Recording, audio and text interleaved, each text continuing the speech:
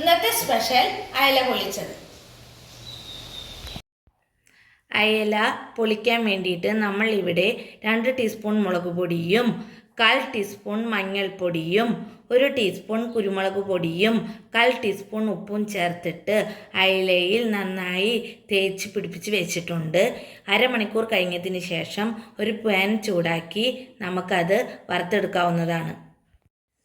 അയല പൊള്ളിക്കാൻ വേണ്ടി നമുക്ക് പാൻ ചൂടായിട്ടുണ്ട്. അതിലേക്ക് കുറച്ച് എണ്ണ ഒഴിച്ചതിന് ശേഷം 2-3 കറിവേപ്പില തണ്ട് വെക്കുക. എന്നിട്ട് നമുക്ക് അയല വറുത്തെടുക്കാവുന്നതാണ്. 1/2 കിലോ അയലയാണ് നമ്മളിവിടെ യൂസ് ചെയ്തത്. അത് നേരത്തെ പറയാൻ വിട്ടുപോയിരുന്നു. 1/2 കിലോ അയലയാണ് നമ്മൾ യൂസ് ചെയ്തിരിക്കുന്നത്. അത് നമുക്ക് വറുത്തെടുക്കാവുന്നതാണ്.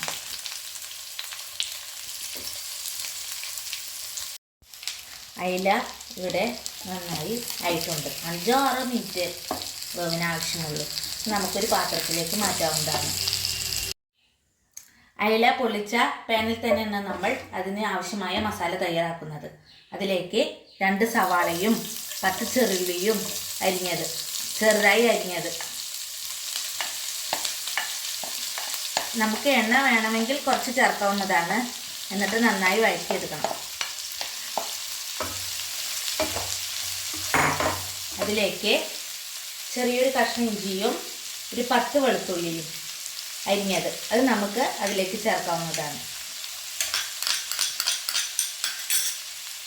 ഇനി നന്നായി വഴറ്റണം.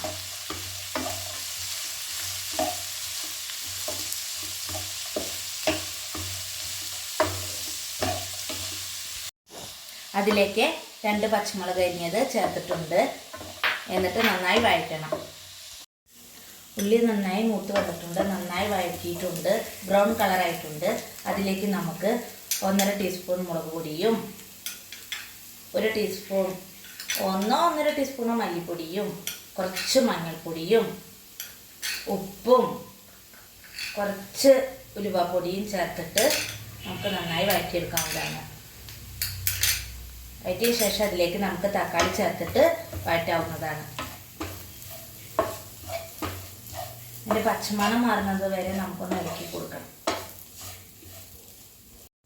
മസാല ഇവിടെ ചൂടായിട്ടുണ്ട്.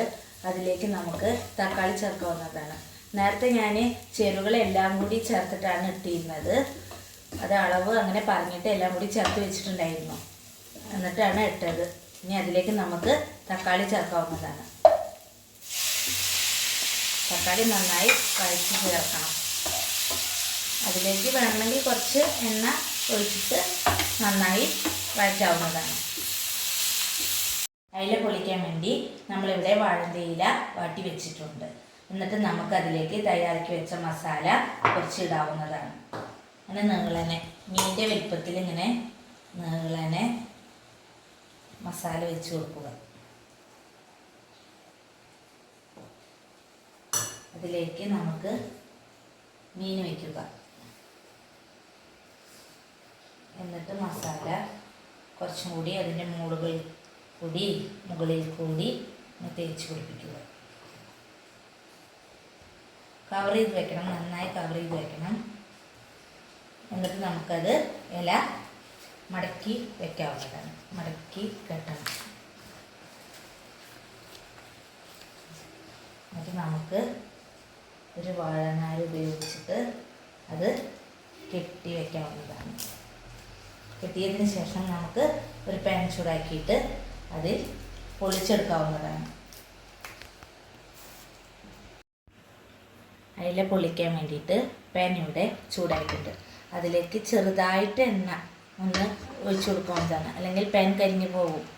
നമുക്ക് ചെറുതായിട്ട് എണ്ണ ഒഴിച്ചതിന് ശേഷം നമ്മൾ ഇവിടെ തയ്യാറാക്കി വെച്ച ഇലയിൽ കെട്ടി വെച്ച അയല നമുക്ക് പാനിലേക്ക് വയ്ക്കാവുന്നതാണ്.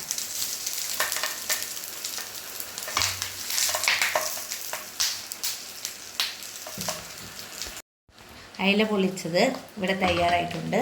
നമുക്കത് ഇനി ഒരു പാത്രത്തിലേക്ക് മാറ്റാവുന്നതാണ്. അയല പൊള്ളിച്ചത് ഇവിടെ തയ്യാറായിട്ടുണ്ട്. നമുക്ക് ഇനി അത് ഒന്ന് തുറന്ന് നോക്കാവുന്നതാണ്.